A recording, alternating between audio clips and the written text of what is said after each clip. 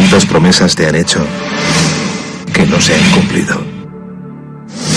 Yo no te prometo un gran sueldo. Te prometo un trabajo fijo. No te prometo que siempre sea como el primer día. Te prometo que nunca te faltarán las fuerzas. No te prometo que todos tus compañeros resistan. Te prometo que se puede llegar hasta el final. No te prometo personas importantes. Te prometo personas que no saben cuánto valen. No te prometo que vayan a hacer caso de lo que digas. Te prometo que querrás repetirlo una y otra vez. No te prometo la comprensión de los que te rodean. Te prometo que sabrás que has hecho lo correcto. No te prometo que te vayan a pedir ayuda. Te prometo que te necesitarán. No te prometo una decisión fácil. Te prometo que nunca te arrepentirás. No te prometo un trabajo perfecto. Te prometo formar parte de un proyecto inolvidable. No te prometo que siempre vayas a obtener resultados. Te prometo que tu trabajo dará mucho fruto. No te prometo que vayas a tener grandes lujos. Te prometo que tu riqueza será eterna. No te prometo que siempre vayas a poder ser valiente. Te prometo que tu amor será más fuerte que el mío. No te prometo que puedas acabar con el dolor, el sufrimiento y la injusticia. Te prometo que estés donde estés, llevarás esperanza. No te prometo el reconocimiento del mundo. Te prometo una palabra eficaz. No te prometo seguridades humanas. Te prometo la certeza de que has sido elegido. Y te prometo que alimentarás al mundo.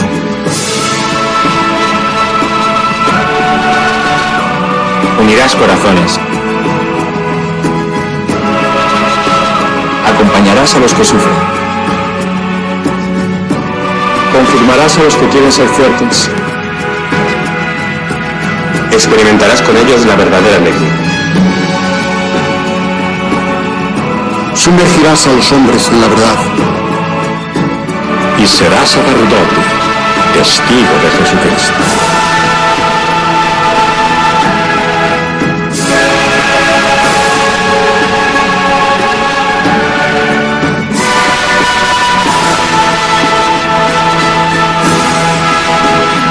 No te prometo una vida de aventuras.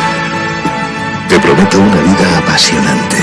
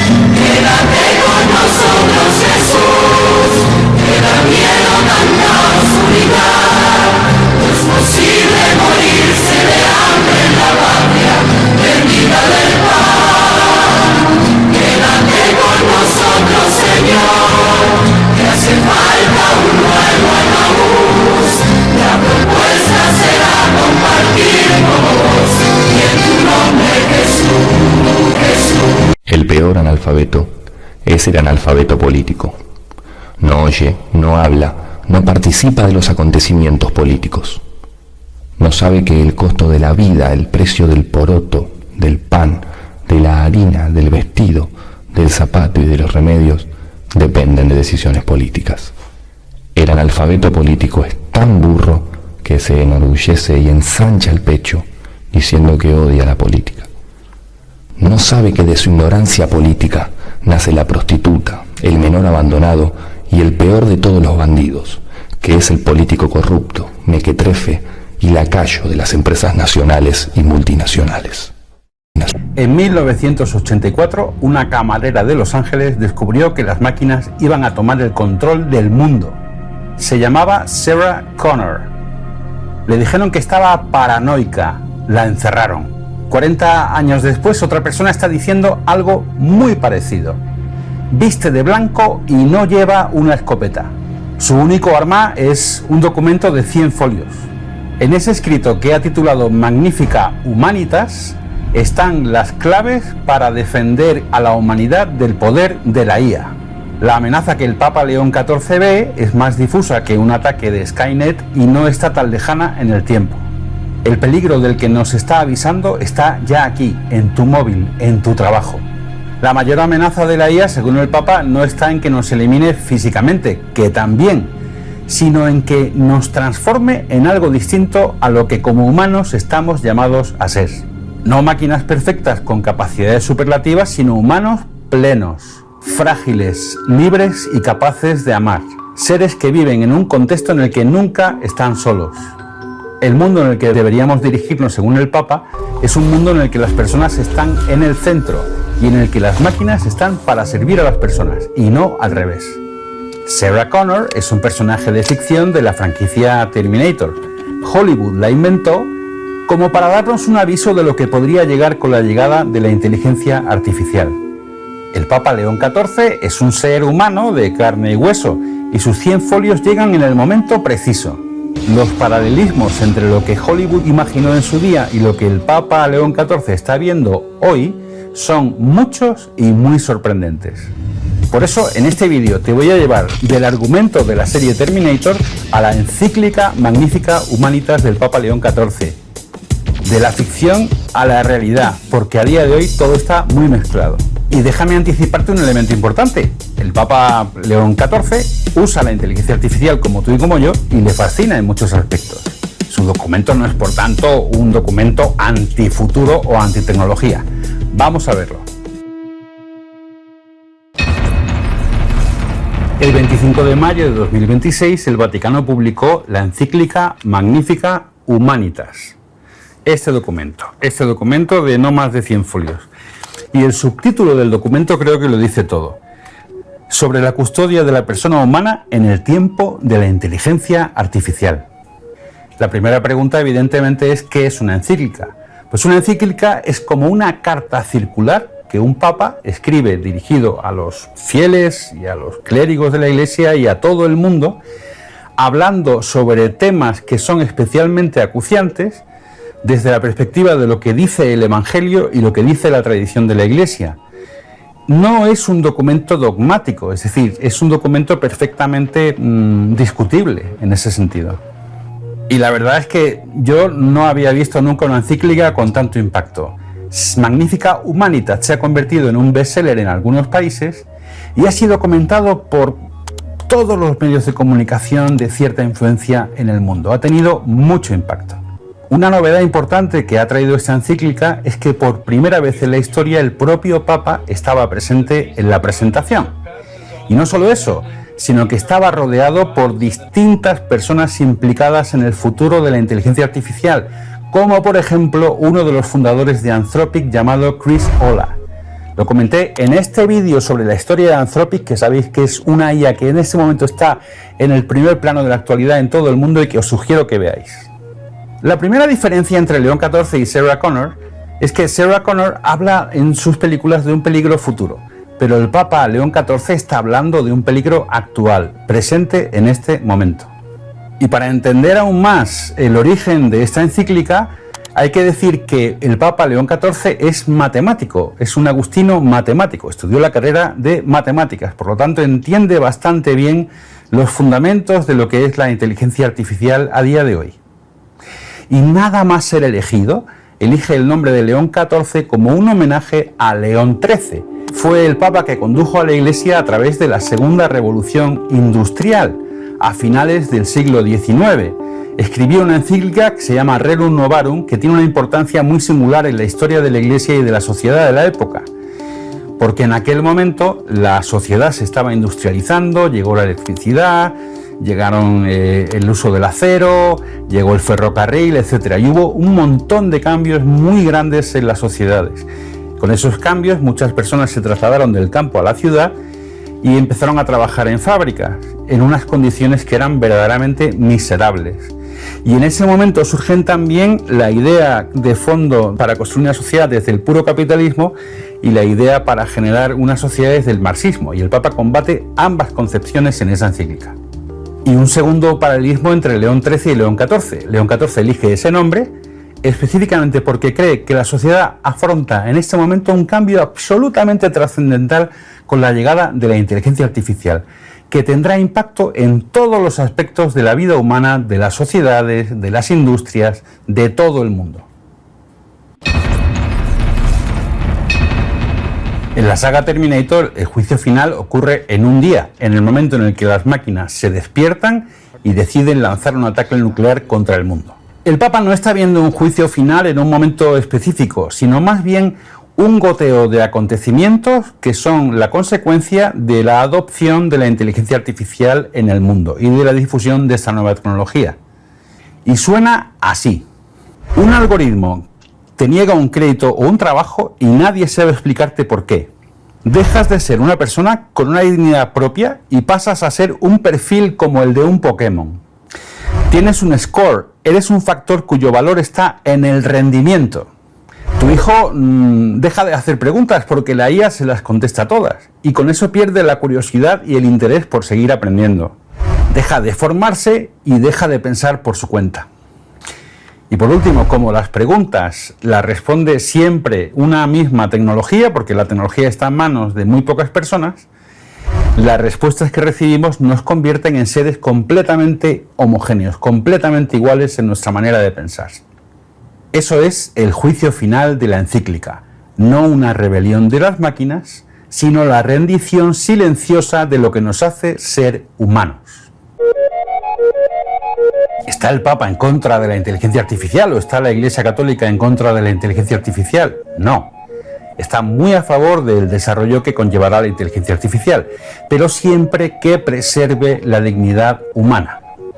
Y el Papa lo resume con una frase muy bonita: hacer que la técnica crezca sin que se repliegue el corazón. Una cosilla, de todo lo que está diciendo el Papa en esta encíclica, hay una idea que me llamó la atención porque es que nos afecta a todos. Y es que corremos el riesgo de quedar reducidos a meros datos, por algo que tú y yo hacemos cada día sin pensarlo cuando estamos usando los chatbots de inteligencia artificial. ¿Y qué es esa cosa? Pues que cada vez que le cuentas algo a la IA de una gran tecnológica, ChatGPT, Gemini, etc., cada vez que le planteas una duda personal o le cuentas una idea o le hablas de un proyecto entero, esa conversación no se evapora, esa conversación se guarda, se analiza y sirve muchas veces o casi siempre para entrenar al modelo. Es decir, que nosotros estamos, cada vez que interactuamos con estos modelos, los estamos entrenando. En el caso de las IAs que tienen anuncios, ese input alimenta los anuncios que luego te están persiguiendo por internet. Con lo cual he llegado a la misma conclusión a la que llegué cuando empezamos a utilizar las redes sociales. Y es que crees que estás usando una herramienta, pero en realidad ella te está usando a ti. Y te está usando como materia prima, con esos datos de los que habla el Papa, ¿no? La buena noticia es que ya no hay que elegir entre potencia y privacidad en el caso de la IA. Te presento Lumo, el asistente de IA de Proton, los del Proton Mail. Tiene la potencia de un ChatGPT o un Gemini para currar de verdad, o sea, te ordena los chats por proyecto, puedes trabajar con tus propios documentos, hacer imágenes, etcétera. Pero hay una diferencia muy importante y es que tus conversaciones son tuyas. Tiene cifrado de acceso cero, o sea, ni siquiera Proton puede leerlas. No tiene registros, no tiene anuncios y jamás se usan tus datos para entrenar a la inteligencia artificial. Y además esta IA Lumo es de código abierto, así que no tienes que fiarte, puedes comprobarlo. Y está en Europa, fuera del alcance de las Big Tech. O sea que con Lumo tienes toda la potencia de la IA sin que tú seas el producto. Tus ideas y las mías siguen siendo nuestras, Si quieres probar Lumo, puedes entrar en el enlace www.proton.me/Lumo/Gustavo Entralá. Lo estás viendo sobreimpresionado. Muchas gracias. Seguimos con el vídeo. En la película Terminator, Sarah Connor, la protagonista, no lucha contra un ejército, sino contra una gran empresa. Y en la película El fin del mundo no lo trae un país, lo inventa Cyberdyne Systems, una empresa privada, una sola compañía con más poder que cualquier gobierno del mundo. Y esa es precisamente una de las pesadillas concretas que manifiesta la encíclica. Al Papa no le preocupa la tecnología en sí, sino el hecho de que la controlen un grupo pequeño de personas. Y Magnificat Humanitas hizo una cosa muy interesante, que el conocimiento y la tecnología no deberían terminar en manos de unos pocos, porque, y aquí está uno de los mensajes nucleares del Papa, la IA no es neutra, asume el rostro de quien la concibe, la financia, la regula y la utiliza. Estas personas tienen unos incentivos y tienen una forma de ver el mundo, que por cierto trato de reflejar con mucha fidelidad en este canal, así que suscríbete si te interesa saber quiénes son estas personas. Porque importa mucho quién es el dueño de Cyberdyne, y hoy Cyberdyne son 3 o 4 personas que caben en la misma foto. La encíclica no señala a nadie, nosotros tampoco lo hacemos en este vídeo, pero deja la pregunta: ¿quién vigila al que construye aquello que podría gobernarnos? En el futuro de Terminator hay 2 clases de personas, las que tienen la tecnología de la resistencia y las que sobreviven entre ruinas. La encíclica nos avisa de que esa frontera ya se está dibujando, sin ninguna guerra de por medio. Y hay un aspecto esencial de la doctrina social de la Iglesia que viene a decir que los bienes tienen un destino universal. Eso no significa que todo sea de todo el mundo y que no se proteja la propiedad privada y que la Iglesia esté en contra de la formación de empresas, no, ni muchísimo menos. Pero al final, ulteriormente, todos los bienes de la creación, según la creencia de la Iglesia, tienen un destino universal. Y el Papa añade aquí algo nuevo, y es que también los bienes digitales tienen un destino universal. O sea que deberían llegar a todo el mundo. Claro que si la mejoría solo llega a unos pocos, no estamos repartiendo una herramienta, sino que repartimos oportunidades de vida. Un niño con un tutor de IA avanzado y otro en otro lugar que no tenga electricidad estable, no están compitiendo en la misma carrera, están compitiendo en siglos distintos. Y el peligro, por tanto, no es que la máquina nos iguale por abajo, es que divida a la humanidad en 2 castas, incluidos y excluidos. También me ha hecho bastante ilusión que el documento hable sobre nuevas formas de explotación. Explotación de los datos, podría decirse de los derechos de autor, de todo lo que hay en Internet, explotación de recursos naturales para los materiales necesarios en la construcción de estas fábricas de inteligencia y la explotación de personas. Por ejemplo, pues esas personas que en condiciones muy humillantes están entrenando a las inteligencias artificiales, a veces viendo contenidos auténticamente salvajes, ¿no? De eso me habló Karen Hau en una entrevista que cuelgo aquí y que creo que gana mucha relevancia después de la publicación de esta encíclica. Cuando los Terminators llegan al mundo, llegan desnudos y lo primero que hacen es ocupar el lugar de un ser humano. Agarran su ropa, cogen sus autos o sus motocicletas, ¿vale? Y sustituyen a esa persona. Y una preocupación que tenemos todos es que la IA nos reemplace y nos deje sin nada que hacer. El Papa escribe una frase muy interesante en ese sentido y dice que las nuevas formas de trabajar no son necesariamente mejores. En concreto dice: mientras la IA promete impulsar la productividad haciéndose cargo de tareas ordinarias, a menudo los trabajadores se ven obligados a adaptarse a la velocidad y a las exigencias de las máquinas, en lugar de que estas últimas estén diseñadas para ayudar a quienes trabajan. Efectivamente, la tecnología puede liberarnos de tareas pesadas o puede descualificarnos y dejarnos en una función marginal en el trabajo, o incluso llegar a convertirse en nuestros jefes, entre comillas, porque nos vigilarán con un software que contará todo lo que hacemos en cada segundo. Hay un sector concreto en el que esto ya está pasando, y es el sector de la traducción. La traducción es una de las primeras cosas que hace bien la inteligencia artificial, y lo que dicen las personas que se dedican profesionalmente a la traducción es que ahora se les está pidiendo que revisen el trabajo que hace una inteligencia artificial por un precio hasta 3 veces inferior al que se les pagaba antes. O sea que ahora tienen que tener el documento original, lo que ha hecho la IA y corregir lo que diga la IA. Y dicen que ese trabajo es incluso más complejo que el que tenían antes. Magnífica Humanitas dice que sustituir al trabajador solo para recortar costes no sería progreso, sino un empobrecimiento disfrazado de eficiencia. A pesar de eso, el documento tiene una visión positiva de la inteligencia artificial. Reconoce sus avances, reconoce cómo puede mejorar la formación de las personas y puede contribuir a que acabemos haciendo tareas que son más humanas.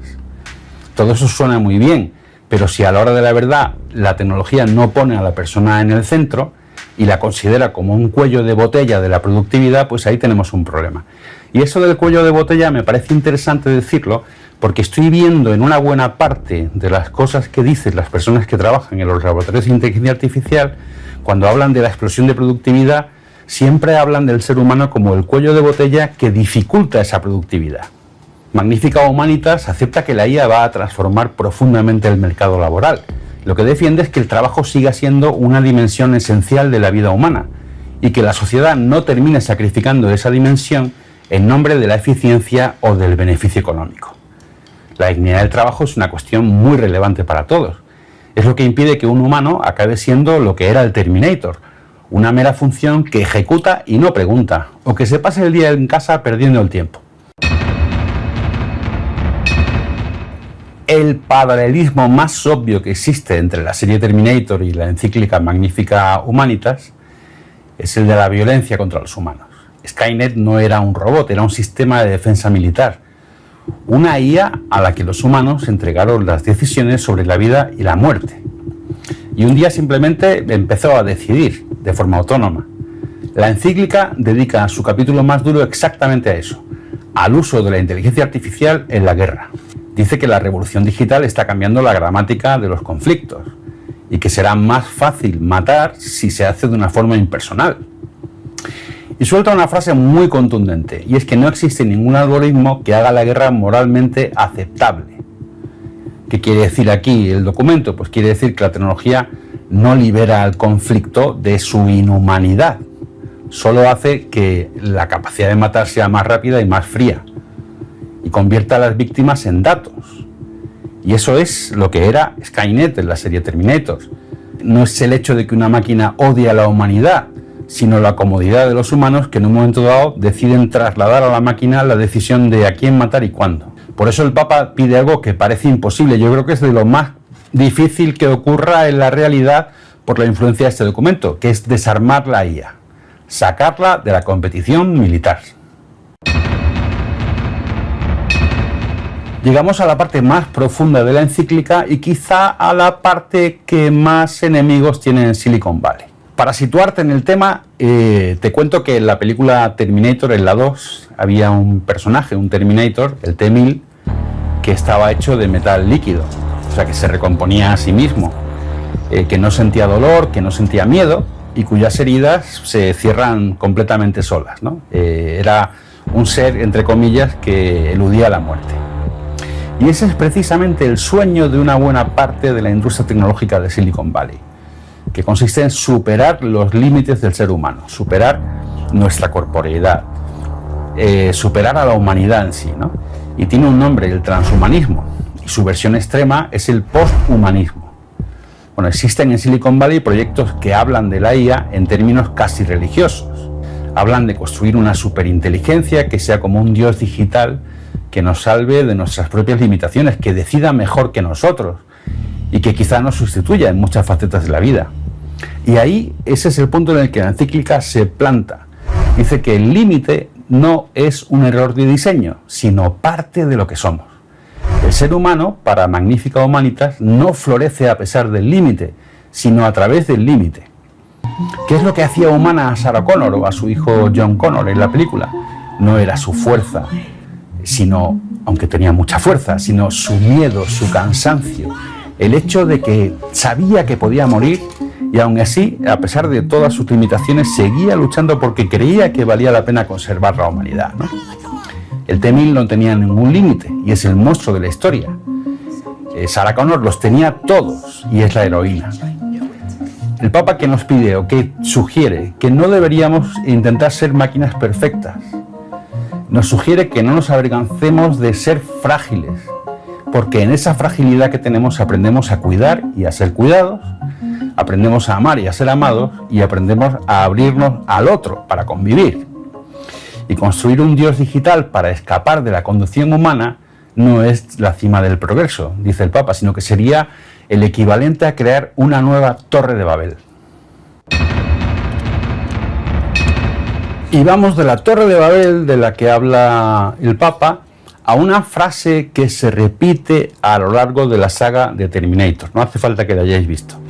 Pero es una frase que está grabada en una mesa y que dice no fate, no hay destino. Viene a decir, no hay más destino que el que nosotros mismos creamos.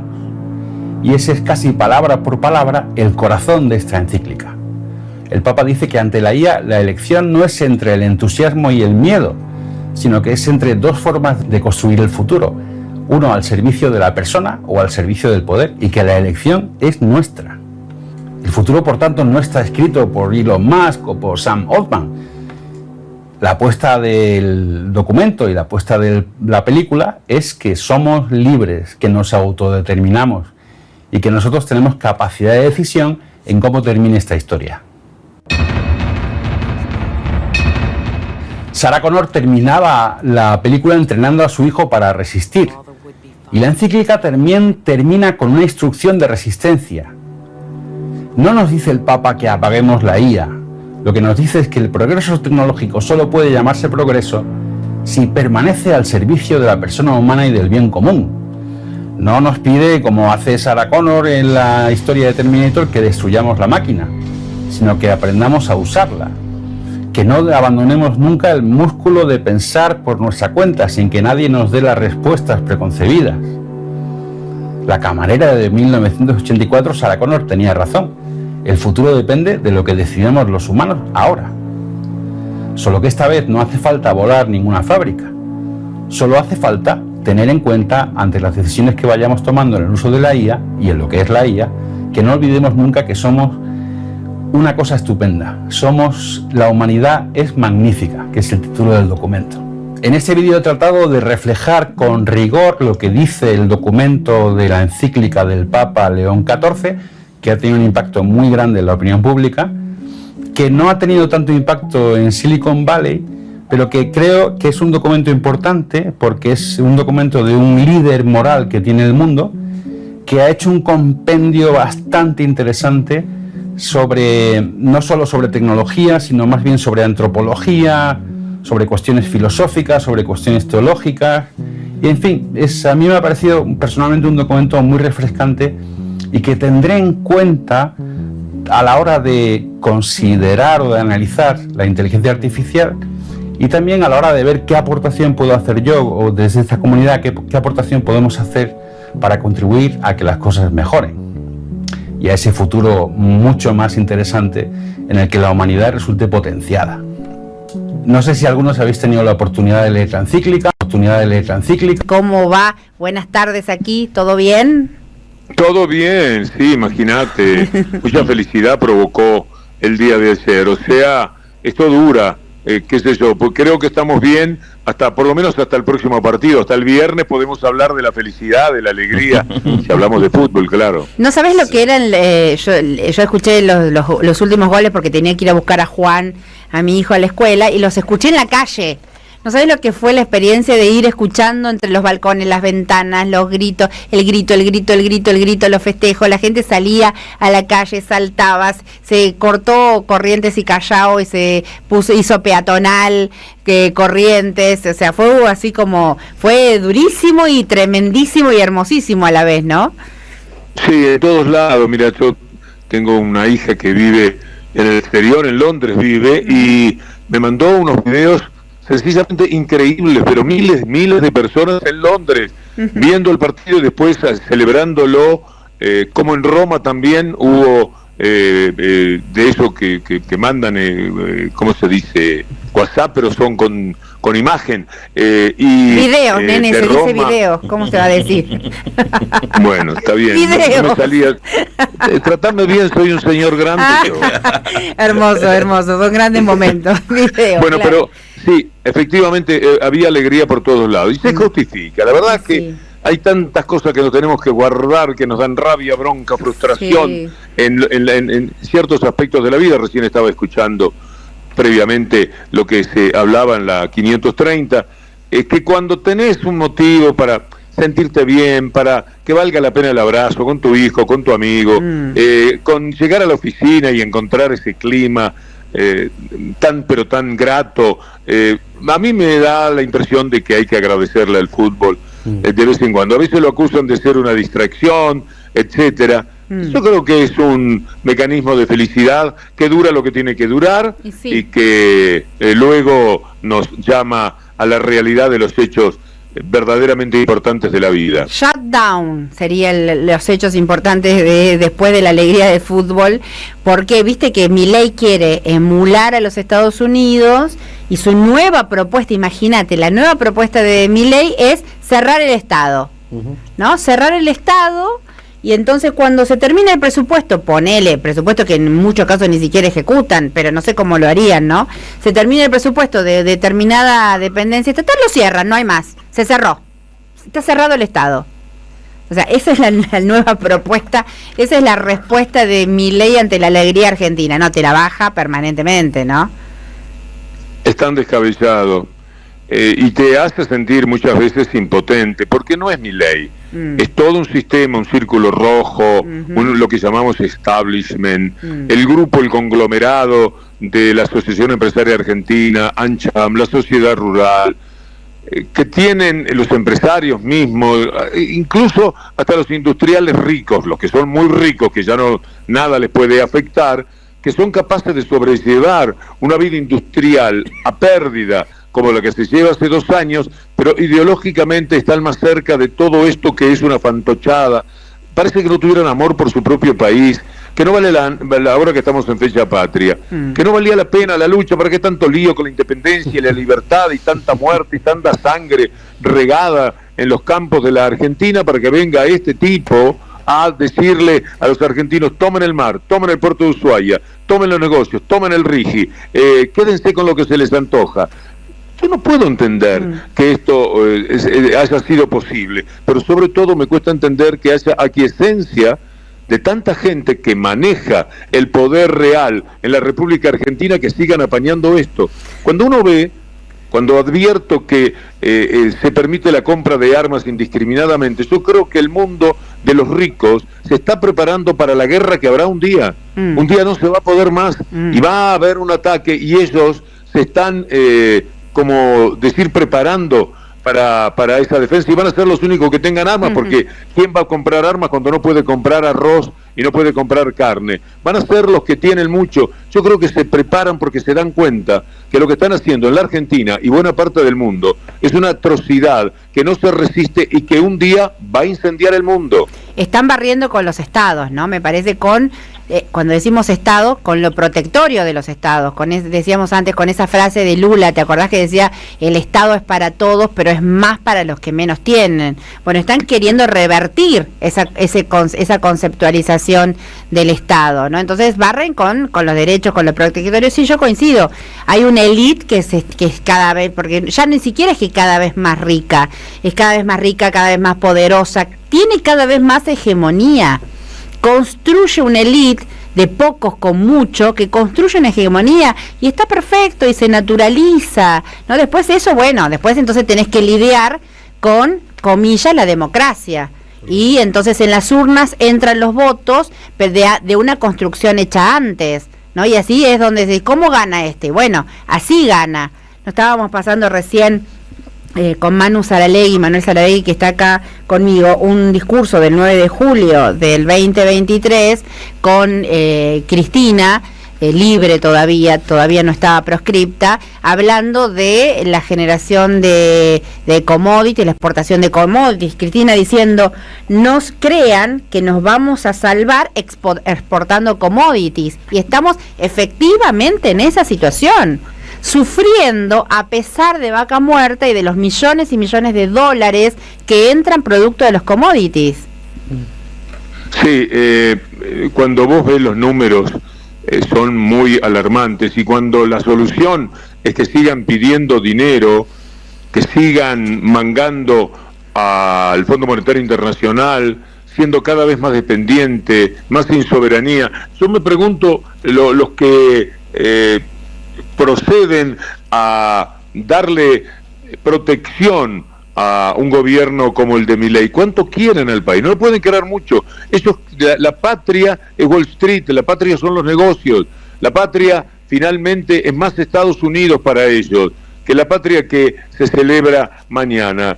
Y digo, ¿de qué estarán hechos? Porque de verdad que si algo aprendimos es el amor por nuestro terruño, el amor por nuestras tierras, el amor por nuestros héroes.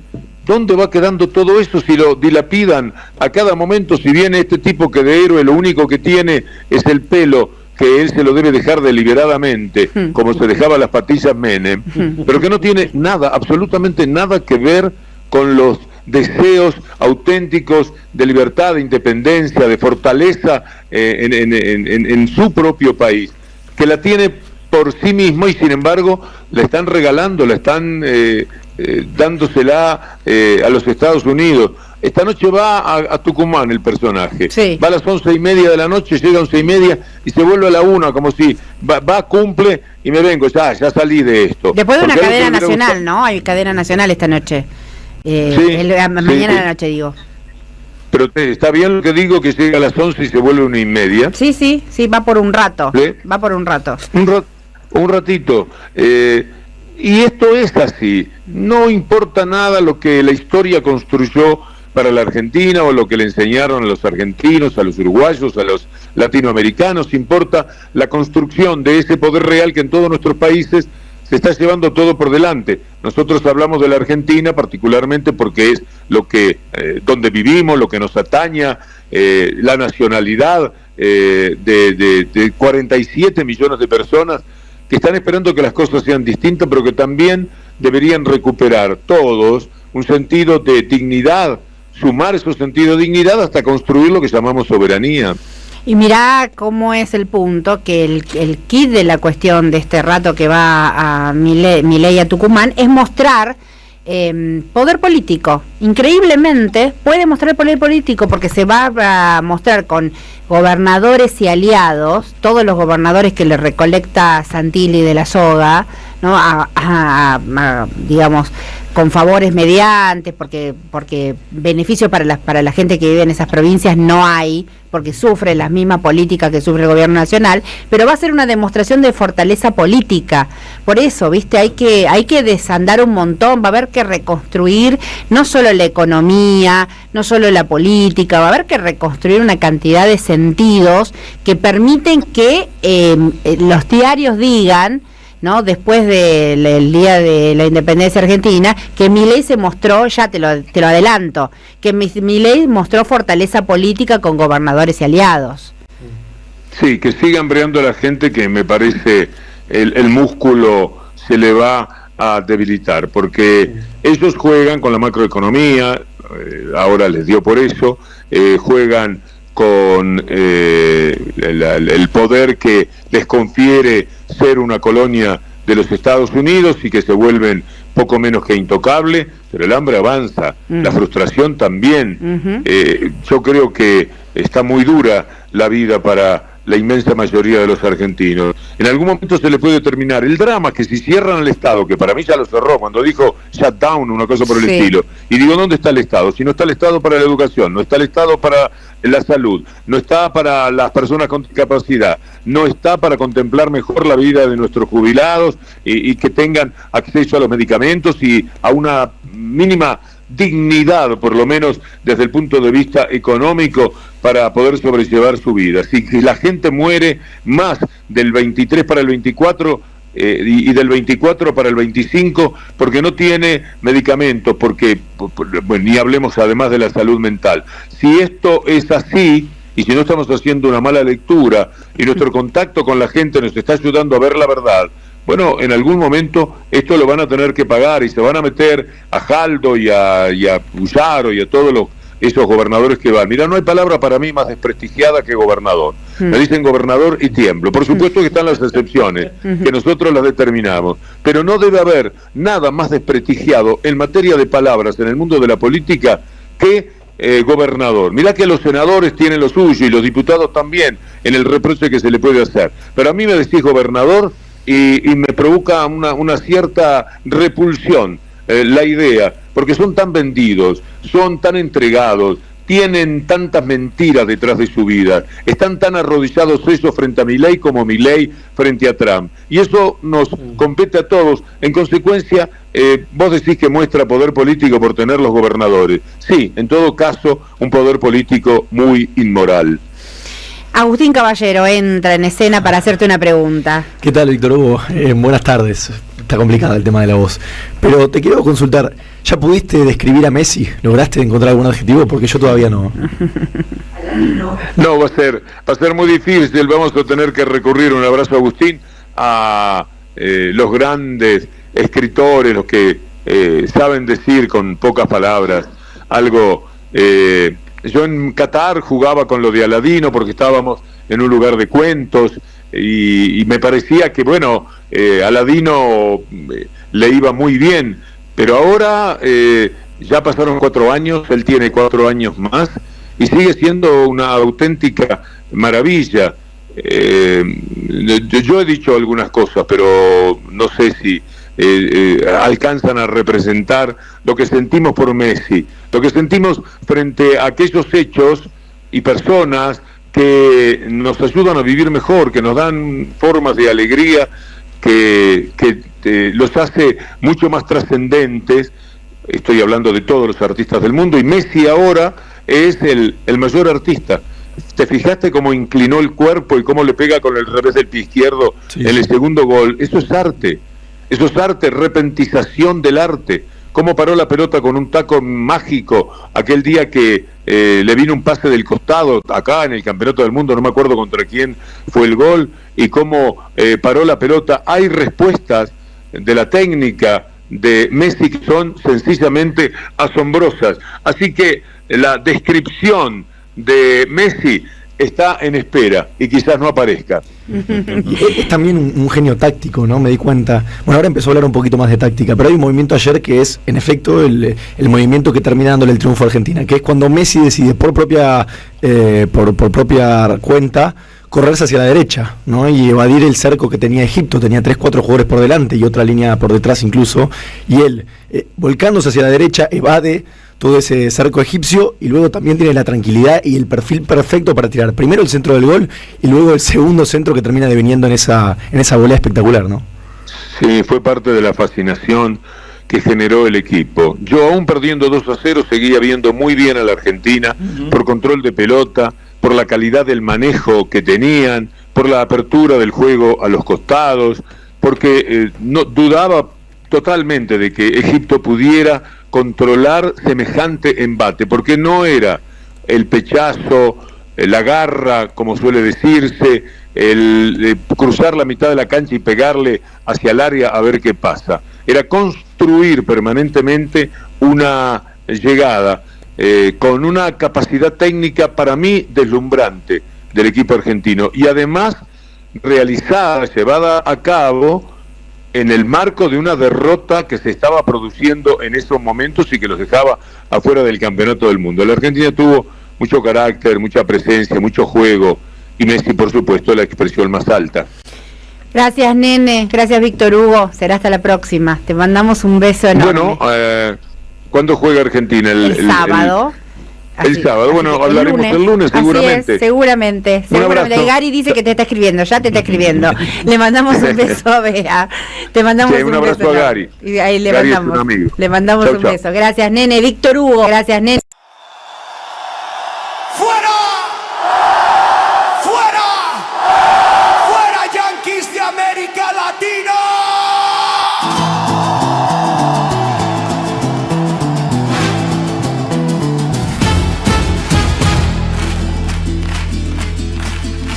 Llegaron con promesas y banderas de libertad, dejaron sangre, deuda y una falsa paz. Hablan de democracia desde un trono de acero, pero nuestras calles conocen su verdadero imperio. Robaron tierras, nombres, sueños y pan, con dictadores firmaron la seguridad. Desde el norte mandan órdenes más al sur, pero este pueblo ya perdió el miedo y alzó la luz. No somos patio trasero, no somos colonia más. La historia se escribe en fuego y hoy la vamos a cambiar. Fuera yanquis de América Latina. Esta tierra no se vende, se camina. Fuera yanquis de América Latina. Nuestra voz no se silencia ni se inclina. Fuera, fuera, fuera. América Latina no se domina. América Latina no se domina.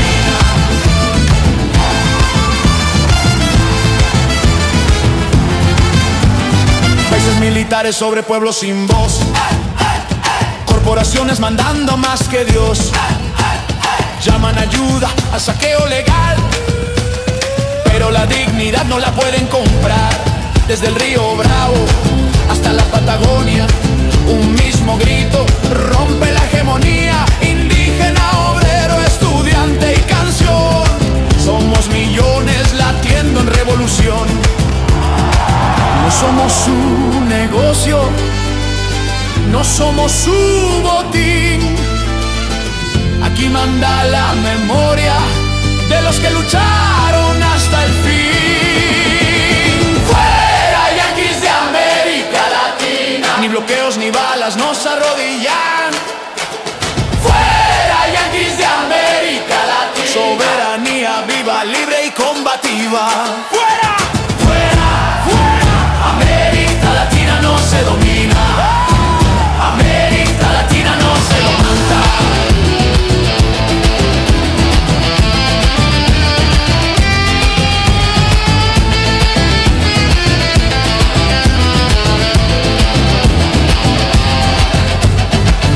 Golpes, no más mentiras, no más imperios sobre nuestras vidas.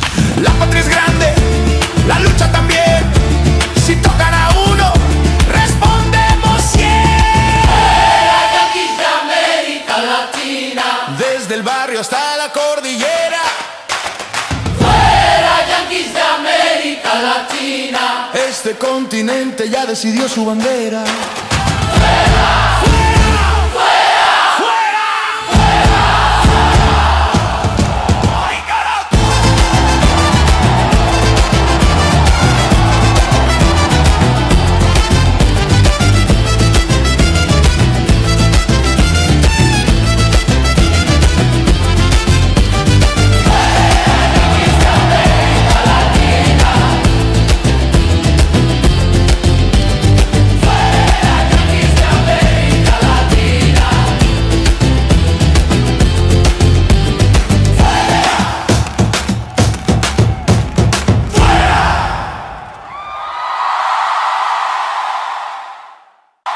Con Leandro Renú, que acaba de publicar Jefes, cómo la élite empresaria argentina se convirtió en el verdadero poder. Ustedes me han escuchado más de una vez citar notas de Lean, un colega muy respetado que cubre temas de economía y que en este libro se sumerge en un mundo que, saben ustedes, a mí me fascina, me interesa y cubro desde hace ya 25 años.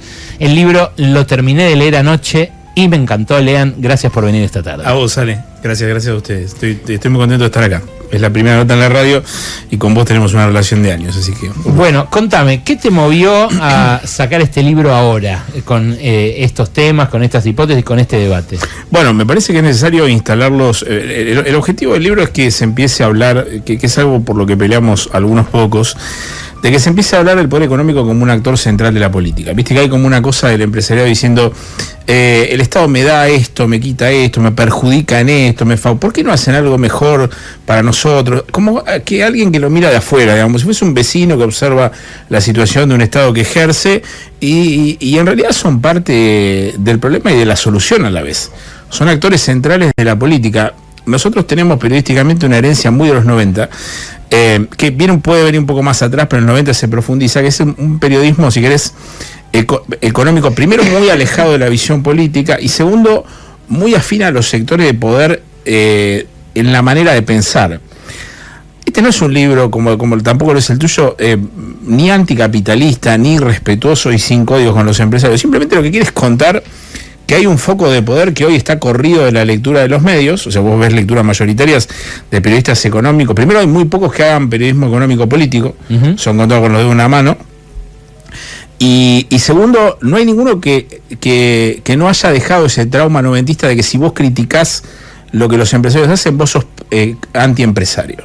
Que es como una premisa que está, digamos, eso es una herencia muy de los 90, porque en general el periodismo económico repite comunicados, líneas de pensamiento del sector privado, en algunos casos puede ser por coincidencia o no, pero eso me parece que acorta el debate que se da, o sea, le quita peso al protagonismo real que tienen los empresarios en Argentina. Vos de hecho escribiste que uno de sus grandes éxitos es que no se los considere parte de ese poder. Sí, y acá tienen una especie de consagración total en esa visión porque, bueno, vos lo has hablado muchas veces y se ve mucho cuando tuitea Galperín. Galperín dice, no quiero pagar impuestos, y Milei de repente dice, che, no, que este tipo no paga impuestos.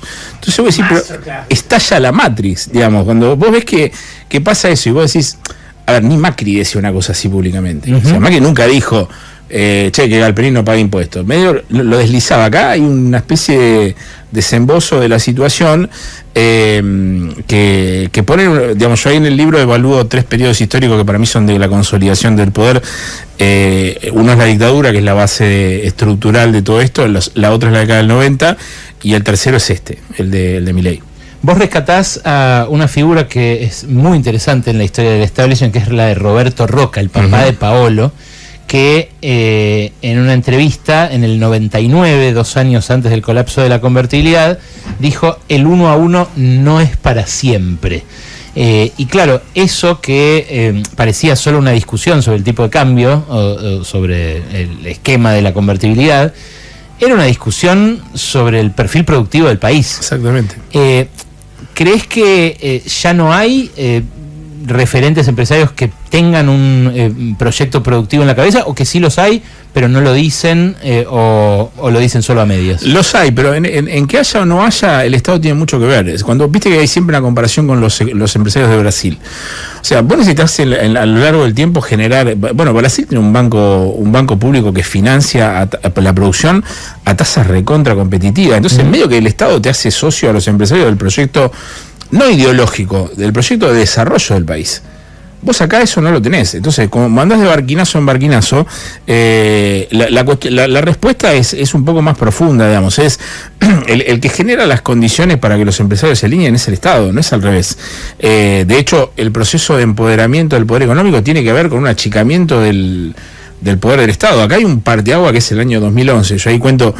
que cuando antes de que Cristina gane la elección con el 54% de los votos, Vudú después se eligió candidato a vice. Antes de irse el equipo económico le dice a Cristina, nos estamos quedando sin dólares. ¿Y qué hay que hacer? Y hay que hacer una política, esto lo estoy traduciendo con mis palabras, sí, más ortodoxa. ¿Qué es más ortodoxa? Recomposición tarifaria. ¿Vos te acordás del tema de la sintonía fina, etcétera, etcétera? Sí, claro. Claro, el problema es que choca el tren en 11. Y el choque del tren en 11 impide el debate sobre la reestructuración tarifaria, porque lo que mostraba era que había empresarios que se estaban llevando la torta y no habían puesto un mango en ningún lado. Por lo tanto, ahí se frena. Y de ahí en más, Argentina entra en una debacle que aún hoy sigue en la discusión tarifaria, que es la debilidad del Estado respecto a los dólares. El Estado es débil ante el poder económico por 2 cosas. La primera es por el internismo y la segunda porque no tienen dólares. Si vos agarras la crisis del petróleo de Perón, la última parte del menemismo, el 2018 de Macri, el 2011 de Cristina, y si querés la primera parte antes del rescate de Estados Unidos a Milei, y tenés ese problema, o sea, te empiezan a comer el hígado cuando te ven débil. Y la debilidad del Estado parte de un Estado sin dólares. Yo cito ahí buena parte de las editoriales de Clarín en el primer periodo del kirchnerismo, ¿vos te acordás de esa conformación de esa burguesía nacional donde estaban todos y no faltaba ninguno? Me acordaba que había afinidad, pero leyendo los extractos que vos publicás en Jefes, recordé que era de un chupameísmo realmente bochornoso. Total. Era más nestorista que nadie. Exactamente. Clarín decía, tal vez debamos escucharlo este tipo, que habla de una burguesía nacional después de tanto tiempo. Exactamente. No me acordaba que fuera tan así el Exactamente. Y todo si querés se empieza a pudrir o se encarajina un poco. Yo le destaco al periodo del primer cristianismo, que es la etapa de la distribución. ¿Por qué es más tormentoso también? Ahí yo trato de entender un poco qué pasó entre los empresarios en la política en la era de Cristina, que es bastante diferente a la de Néstor, sobre todo por esta. Porque una vez que la economía crece, ahí empieza la tensión. Porque cuando la guita está en la mesa, la política dice, ¿y esta guita para quién es? Claro. Entonces el poder económico dice, es para mí. Entonces Cristina dice, bueno, no, yo qué sé, capaz que una parte es para vos, otra no. Entonces ella está entra en una etapa de la distribución de riqueza que es la etapa de la disputa. Por eso empieza más allá de que Cristina tenía mala relación al final con los sindicatos y toda esa historia. Sí, claro. Vos decís, se fueron haciendo conservadores los empresarios, más allá de que ese conservadurismo a veces se les vuelva en contra. Decís, el establishment se puso conservador porque cree que ese es el mejor lugar para estar. Y en la escala evolutiva para conseguir el poder absoluto también empezó a crecer desde una base bastante menos nacionalista que, por ejemplo, la brasileña, que no tuvo una dictadura que hiciera propaganda de las sillas importadas, digamos, era un caso bastante único, de los milicos argentinos antinacionales en lo productivo. ¿Por qué se profundiza ese conservadurismo? Bueno, ahí me parece que la pospandemia explica hay un viraje total de los negocios y una consolidación de un poder distinto. Vos la otra vez contabas el tema de la relación de Trump con Musk y con Thiel. Vos acordate que cuando Trump asume, en las primeras 5 sillas estaban los 5 empresarios más poderosos del mundo, que son todos empresarios tecnológicos. Sí. Y después Elon Musk fue ministro o secretario del mismo gobierno. Acá vos tenés a Mercado Libre, Globant, a los unicornios, si querés, de Endeavor, que son empresas que en el año 2003 estaban pidiéndole al Estado subsidios para crearse, y en el 2026 son los tipos más millonarios del país. O sea, lo que Roca tardó 120 años en hacer como familia, Galperín lo hizo en 20. Y ese 20 que hizo, no solo radica sus empresas en el exterior, sino que en la mayor parte del negocio está afuera. O sea, cuando vos hablas, vos ves que no hay arraigo, pero es casi natural, una cuestión de negocios. Más allá del tema de el éxodo impositivo y toda esa cuestión. O sea, vos ves Brasil y Colombia, es el corazón del negocio de Galperín. Sí, claro. Entonces el tipo le importa nada, y encima el Estado le da subsidios. A mí me parece que la tecnología cambia bastante. Bueno, y ahí es donde uno tiene que preguntarse por la articulación con la democracia, con el resto de la sociedad. Claro. La sociedad me da la sensación de que ya ni siquiera espera mucho de los dueños, ¿no? De los jefes. No. Milei logró algo que yo no logro interpretar todavía, si ya estaba antes que Milei o Milei que es esta historia de que vos agarrás, ahora capaz que con la crisis cambió un poco, pero un pibe de Rappi dice, yo quiero la reforma laboral porque voy a estar mejor. Y Pablo Roca dice, yo quiero la reforma laboral. O sea, no puede ser que un trabajador raso quiera la reforma laboral y que un empleador también. O sea, no puede estar pidiendo los dos lo mismo. O sea, Milei no solo consigue que ese discurso entre en un sector de base social de sustento de todo este experimento. Eso los fascina a ellos de Milei. Claro, eso los fascina a ellos de Milei. No solamente hace eso, sino que lo hace sin miedo al riesgo de su supervivencia política. Porque vos decís, bueno, en este nivel de entreguismo que tiene el gobierno, ¿va a durar mucho en el poder? A ellos no les importa que le cumplan con esa situación. Y después hay otra cosa con respecto a eso. Milei y los empresarios también logran que el trabajador raso que está en informalidad laboral no tenga como el ascenso social como una prioridad, sino que se queja del que tiene el beneficio como que tiene un privilegio. Claro. Que es lo mismo que dicen los empresarios. O sea, el problema son los empleados que tienen un trabajo en blanco. Eso es lo que dicen los empresarios. Y eso es lo que dice un trabajador, no todos, ¿no? Pero pongo el de Rappi como ejemplo, pero hay un montón que dicen, pero este tipo está sindicalizado, tiene beneficios, tiene vacaciones. No dice yo quiero tener eso. Dice, está mal eso. Claro. Es raro, es muy raro. Y es otra victoria, ¿no? Y claro, ese sueño capital. húmedo. Sí. Pero yo si tuviera un presidente, o sea, yo si fuese Galperini y tuviera un presidente así, lo dejaría hacer. Y sí. Yo no le estoy pidiendo nada, el tipo está haciendo todo. No solo lo dejan ser, sino que lo financian con buena guita. Vos dedicás un capítulo entero a la Fundación Faro. ¿Qué rol juega la Fundación Faro en esa articulación? Bueno, ahí es increíble eso, pero la marginalidad que tiene el gobierno lee mucho con la Fundación Faro. En las primeras cenas que hubo, los empresarios no se dejaban ni sacar fotos de los que habían ido. El año pasado se hizo una cena que cobraban $25.000 el cubierto y se paraban hasta que le saquen fotos.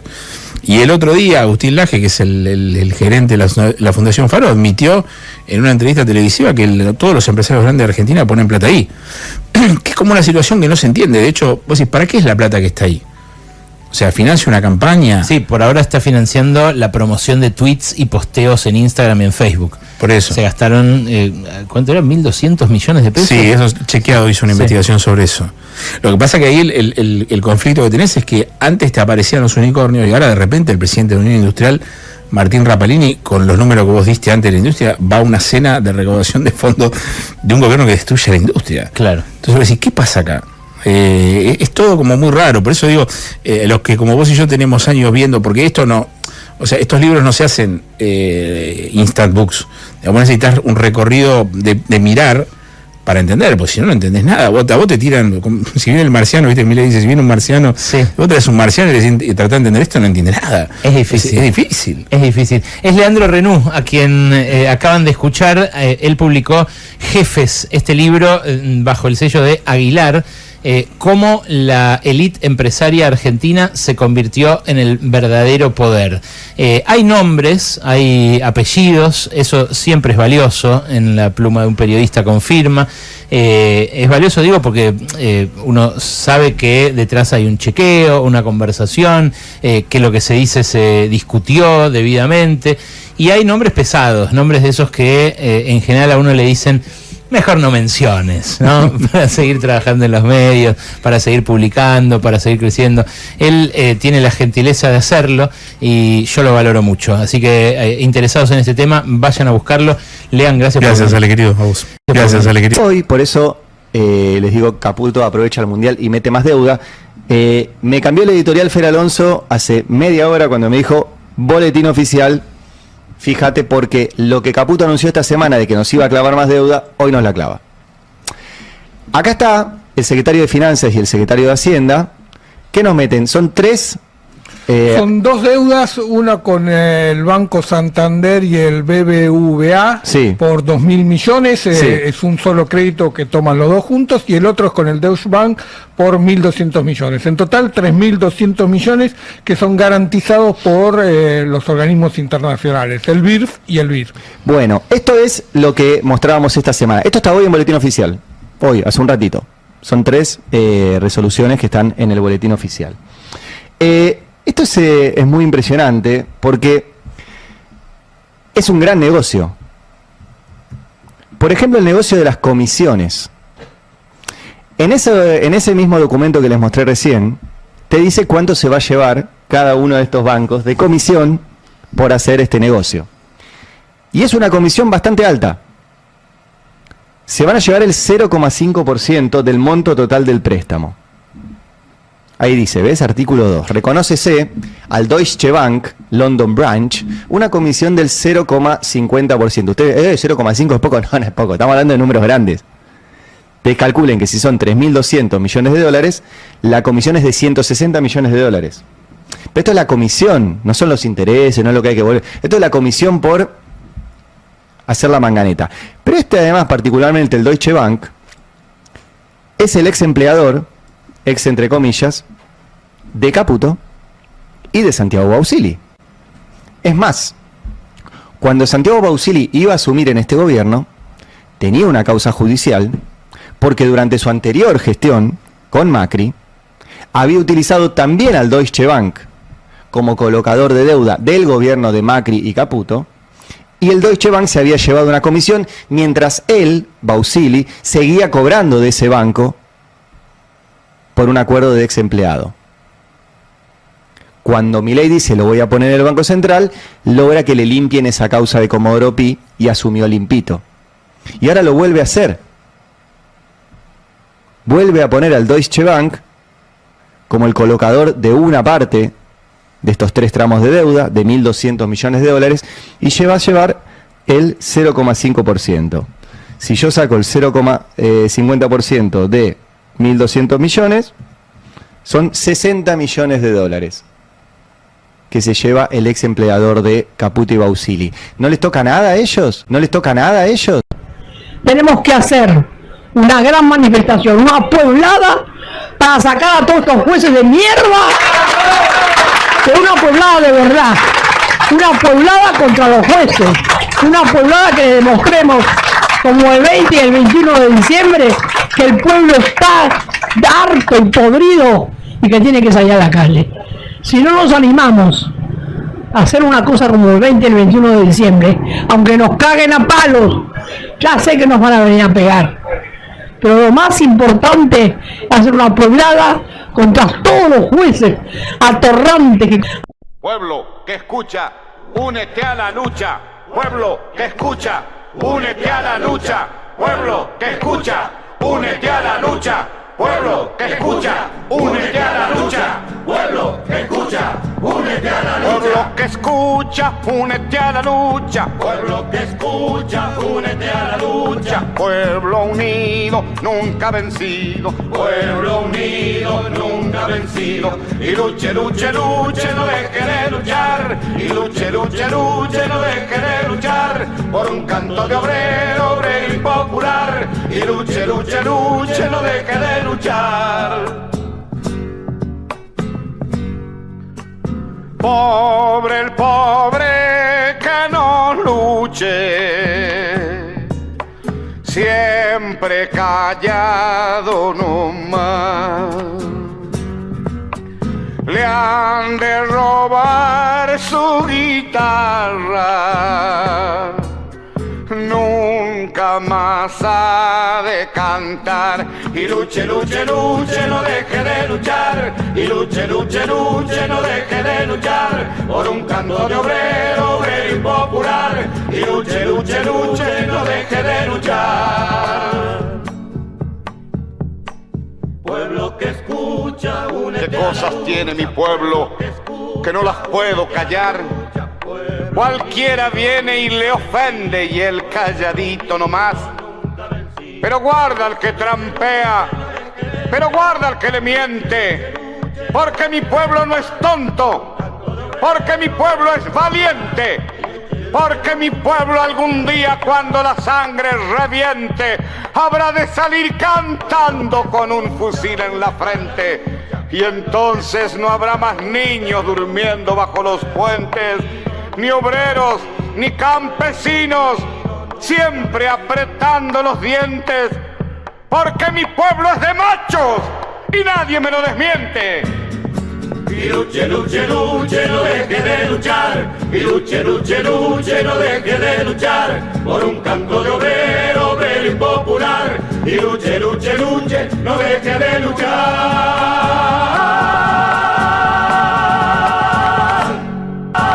Un pueblo unido jamás será vencido.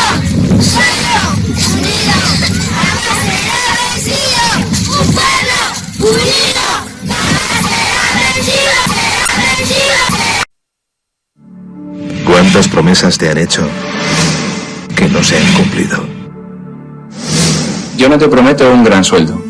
Te prometo un trabajo fijo. No te prometo que siempre sea como el primer día. Te prometo que nunca te faltarán las fuerzas. No te prometo que todos tus compañeros resistan. Te prometo que se puede llegar hasta el final. No te prometo personas importantes. Te prometo personas que no saben cuánto valen. No te prometo que vayan a hacer caso de lo que digas. Te prometo que querrás repetirlo una y otra vez. No te prometo la comprensión de los que te rodean. Te prometo que sabrás que has hecho lo correcto. No te prometo que te vayan a pedir ayuda. Te prometo que te necesitarán. No te prometo una decisión fácil. Te prometo que nunca te arrepentirás. No te prometo un trabajo perfecto. Te prometo formar parte de un proyecto inolvidable. No te prometo que siempre vayas a obtener resultados. Te prometo que tu trabajo dará mucho fruto. No te prometo que vayas a tener grandes lujos. Te prometo que tu riqueza será eterna. No te prometo que siempre vayas a poder ser valiente. Te prometo que tu amor será más fuerte que el mío. No te prometo que puedas acabar con el dolor, el sufrimiento y la injusticia. Te prometo que estés donde estés, llevarás esperanza. No te prometo el reconocimiento del mundo. Te prometo una palabra eficaz. No te prometo seguridades humanas. Te prometo la certeza de que has sido elegido. Y te prometo que alimentarás al mundo.